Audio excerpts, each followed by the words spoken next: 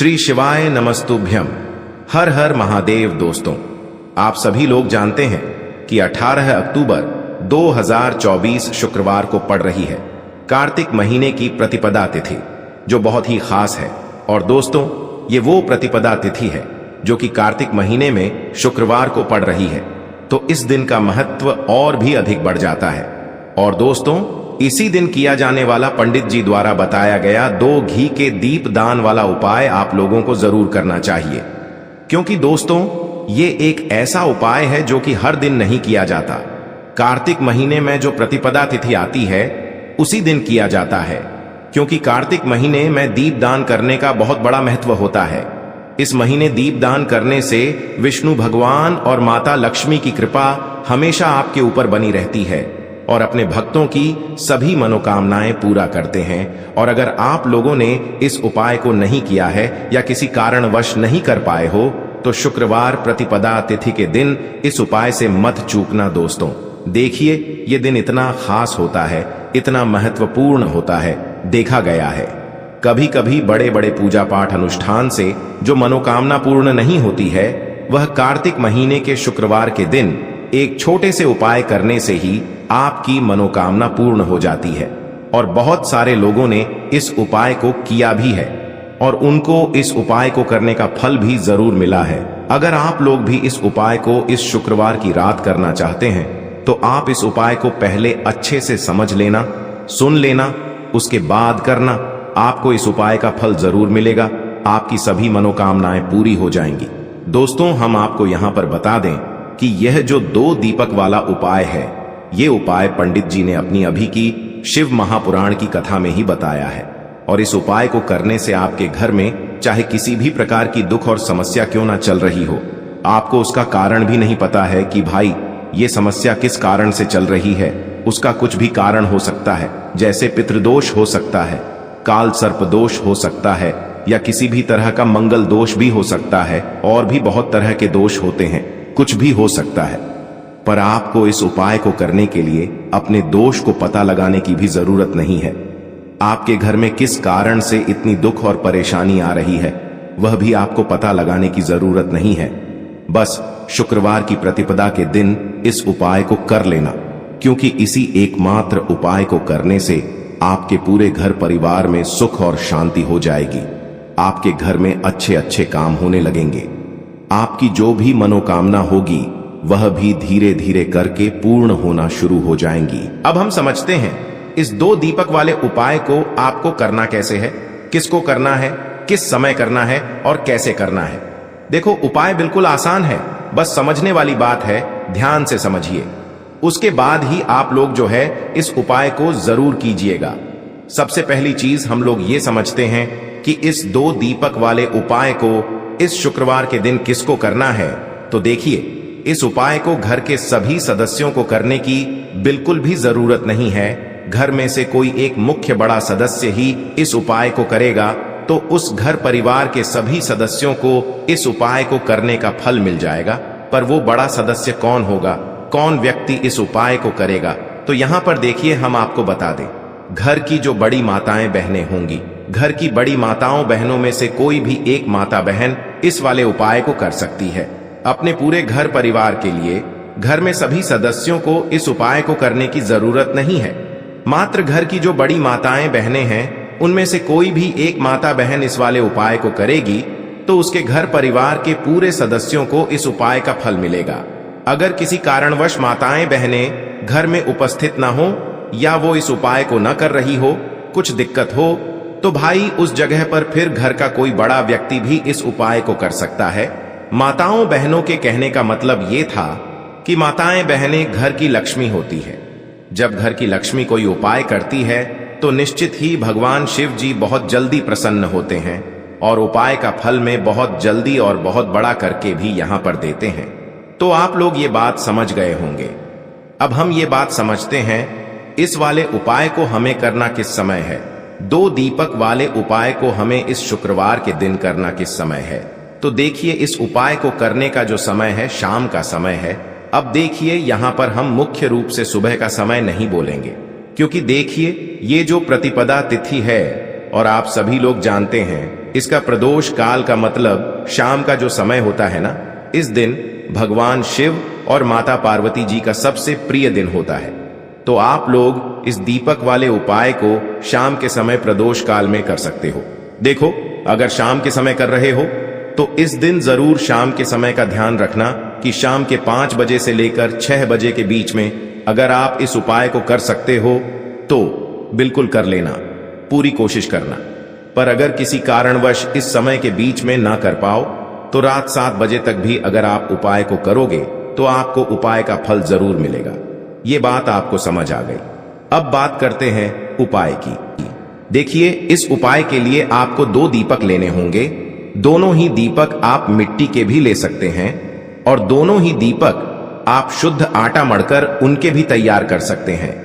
अब दोस्तों, दोनों ही दीपक के अंदर आपको शुद्ध घी का प्रयोग करना होगा और एक दीपक के अंदर आपको गोल रुई की बाती का प्रयोग करना होगा और एक दीपक के अंदर आपको लंबी बाती का प्रयोग करना होगा।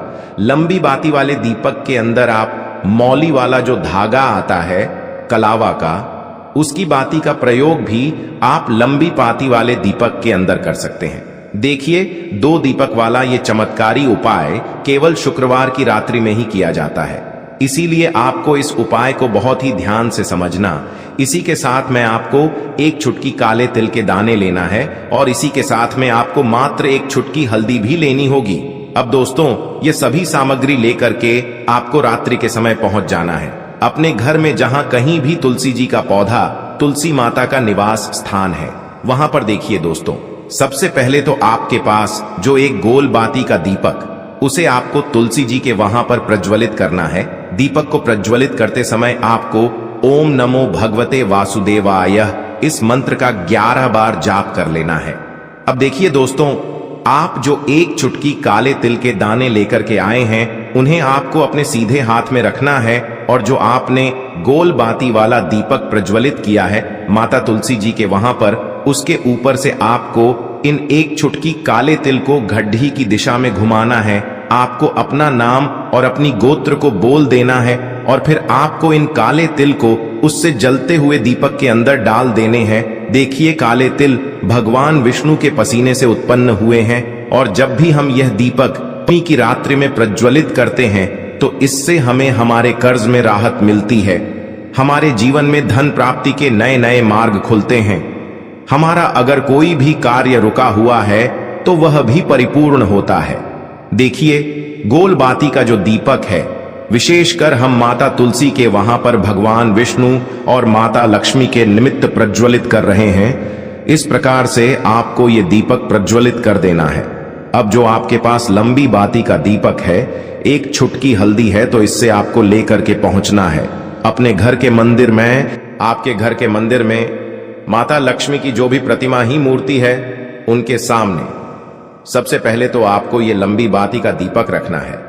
फिर आपको दीपक को प्रज्वलित कर देना है। दीपक को प्रज्वलित करते समय आपको ओम महालक्ष्मी नमः इस मंत्र का जाप करते रहना है। अब दोस्तों, आपके पास जो 1 चुटकी हल्दी है, उसे आपको अपने सीधे हाथ में रखना है और इस 1 चुटकी हल्दी को आपको उस दीपक के ऊपर से 11 बार घड्डी की दिशा में घुमाना है और आपको ओम महालक्ष्मी नमः मंत्र का जाप करते रहना है और इस 1 चुटकी हल्दी को आपको उसे दीपक के अंदर डाल देना है। देखिए, 1 चुटकी हल्दी वाला जो दीपक है आपके जीवन से दुर्भाग्य को समाप्त करता है, माता लक्ष्मी की आपको कृपा प्राप्त करवाएगा, धन प्राप्ति के आपके जीवन में नए नए मार्ग बनाएगा। देखो, अगला उपाय है वो भी बहुत ज्यादा खास है। तीनों उपाय को आप जरूर सुनना, क्योंकि जो आपको अच्छा लगे वो उपाय आप कर सकते हैं। देखिए, इस उपाय के लिए आपको 2 हरी इलायची लेनी होगी। हरी इलायची आपको साबुत लेनी है, खंडित नहीं होनी चाहिए। और इसी के साथ में आपको मात्र थोड़ा शहद लेना है। शहद आपको मात्र आधा चम्मच या फिर उससे भी कम ले लेना है और इसी के साथ में आपको एक दीपक ले लेना है। दीपक आप चाहे तो मिट्टी का भी ले सकते हैं और आप चाहे तो शुद्ध आटा मढ़कर उसका दीपक भी आप तैयार कर सकते हैं। इस दीपक के अंदर आपको मौली का जो धागा आता है कलावा का, उसकी बाती का प्रयोग करना होगा, यानी कि इस दीपक के अंदर आपको लाल रंग की बाती का प्रयोग करना होगा। और इस दीपक के अंदर आपको शुद्ध घी का प्रयोग करना होगा।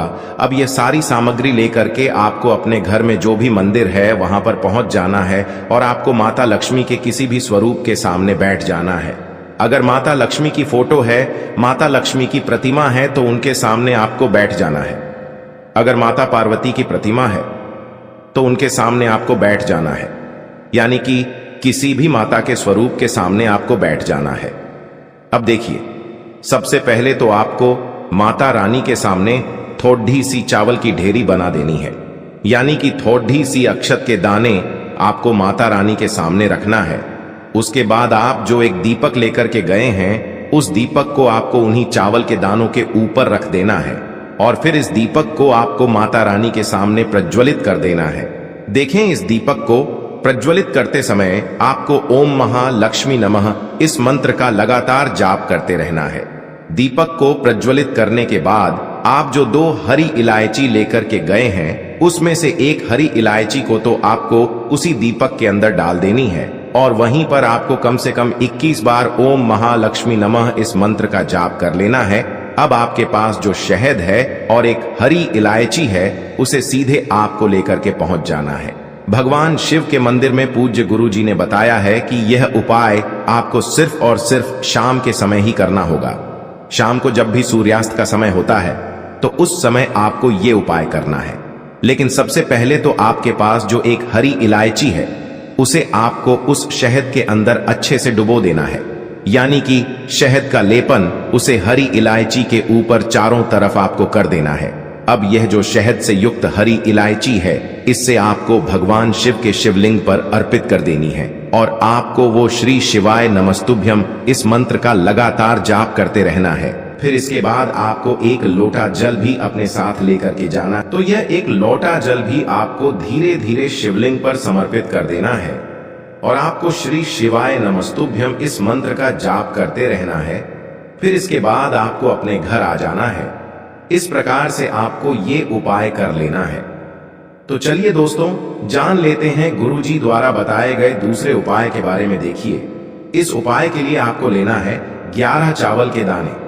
गुरुजी ने कहा है चावल के दाने खंडित नहीं लेने हैं, बिल्कुल साबुत होने चाहिए। उसके साथ में आपको लेना है एक बेलपत्र। बेलपत्र का भी एक नियम है, अगर आपके पास बेलपत्र नहीं है तो आप शिवलिंग से उठाकर उसको पुनः शुद्ध जल से धोकर इस्तेमाल कर सकते हैं। इस प्रकार आपको बेलपत्र लेना है। इसके बाद आपको एक लोटा जल लेना है।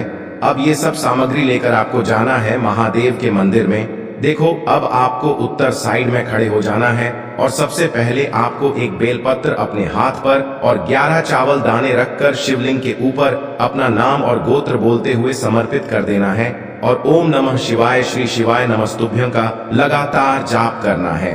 अब आपको जो एक लोटा जल साथ में लेकर आए थे, उसे धीरे धीरे बेलपत्र और चावल दाने के ठीक ऊपर आपको समर्पित करते जाना है और शिव पुराण के मूल मंत्र श्री शिवाय नमस्तुभ्यं का 11 बार जाप करना है और अपनी मनोकामना बोलते जाना है। देखो, बस छोटा सा उपाय करना है, देखना एक दिन आपके सब काम बनने लग जाएंगे। गुरुजी का बहुत ही विशेष उपाय है। चलते हैं तीसरे उपाय की तरफ। देखिए, इस उपाय के लिए आपको एक तांबे के पात्र के अंदर सबसे पहले अपने घर से शुद्ध जल लेना है। फिर इसी के साथ में आपको मात्र थोड़ा सा शहद लेना होगा। शहद आपको आधा चम्मच या फिर उससे भी कम लेना है और इसी के साथ में आपको एक प्यारी सी बेलपत्र ले लेनी है। बेलपत्र यदि आपको नहीं मिल पाती है तो भगवान शिव के शिवलिंग पर चढ़ी हुई बेलपत्रों को आप पुण्य शुद्ध जल से धोकर के उपयोग कर सकते हैं और बेलपत्र जो है वह कहीं से भी कटी फटी खंडित नहीं होनी चाहिए। अब ये तीनों सामग्री लेकर के सीधे आपको पहुंच जाना होगा भगवान शिव के मंदिर में। ये उपाय सुबह से लेकर के शाम तक किसी भी समय कर सकते हैं। देखिए, सबसे पहले तो आपके पास जो शहद है, उससे आपको अपने सीधे हाथ की चींटी उंगली के जो पास वाली उंगली होती है, अनामिका उंगली, उसमें थोड़ा सा शहद आपको लेना है और इससे फिर आपको शिवलिंग पर जहां माता सुंदरी का स्थान होता है, वहां पर आपको ओम का निर्माण करना है। लेकिन जलाधारी के बिल्कुल बीच में जो स्थान होता है, उससे माता अशोक सुंदरी का स्थान कहते हैं और इसी स्थान पर आपको शहद से ओम का निर्माण करना है। अब दोस्तों, आपके पास जो एक बेलपत्र है, उससे आपको अपने सीधे हाथ की हथेली पर रखना है और महादेव से आपको अपनी वह विशेष मनोकामना, आपके जीवन में जो भी संकट चल रहे हैं, जो भी समस्याएं चल रही हैं, जो भी जीवन में दुर्भाग्य बना हुआ है, आप अपने किसी भी कार्य में सफल नहीं हो पा रहे हैं, तो जिस भी प्रकार की आपकी समस्या है उसे दूर करने के लिए आपको महादेव से प्रार्थना कर लेनी है। और फिर यह जो एक बेलपत्र है, इससे आपको शिवलिंग पर माता अशोक सुंदरी वाले स्थान पर समर्पित कर देनी है। देखिए, जहां पर आपने ओम का निर्माण किया है उसी के ऊपर आपको ये बेलपत्र भी समर्पित कर देनी है। देखिए, बेलपत्र की चिकनी साइड का हिस्सा शिवलिंग से स्पर्श होगा और इसकी जो डंडी है वो आपको जलाधारी की ओर रखनी है। पत्ती वाला भाग शिवलिंग की तरफ रहेगा। इसी प्रकार से आपको यह बेलपत्र समर्पित कर देनी है। अब दोस्तों, आपके पास जो एक जल का पात्र है उसमें से थोड़ा सा जल तो आपको बेलपत्र की जो आगे वाली पत्ती है उस पर आपको समर्पित करना है और आपको श्री शिवाय नमस्तुभ्यम इस मंत्र का जाप कर लेना है। फिर उस पात्र के अंदर जो जल बचेगा उसे पूरा आपको भगवान शिव के शिवलिंग पर धीरे धीरे समर्पित करते जाना है और लगातार आपको शिव महापुराण के मूल मंत्र श्री शिवाय नमस्तुभ्यम इस मंत्र का जाप करते रहना है। गुरु जी ने कहा है कि जल आपको इतने धीरे धीरे समर्पित करना है कि जल समर्पित करते हुए आप कम से कम 11 बार श्री शिवाय नमस्तुभ्यम या फिर ओम नमः शिवाय इस मंत्र का जाप कर सके। फिर इसके बाद वापस आपको अपने घर आ जाना है। इस प्रकार से आपको ये उपाय कर लेना है। आप देखेंगे कि आपकी सभी मनोकामनाएं अवश्य ही पूरी होंगी। ये उपाय आपको अवश्य करने हैं। इस वीडियो में हमने आपको 3 से 4 महा उपाय आपको बताए हैं जो आपको शुक्रवार के दिन करने हैं। अगर आपके मन में उपाय से जुड़ा कोई भी सवाल है तो हमें कमेंट बॉक्स में पूछ सकते हैं। उपाय करते समय कोई भी गलती नहीं करनी है। अगर आपको हमारी वीडियो पसंद आए तो हमारे इस चैनल को सब्सक्राइब जरूर करें।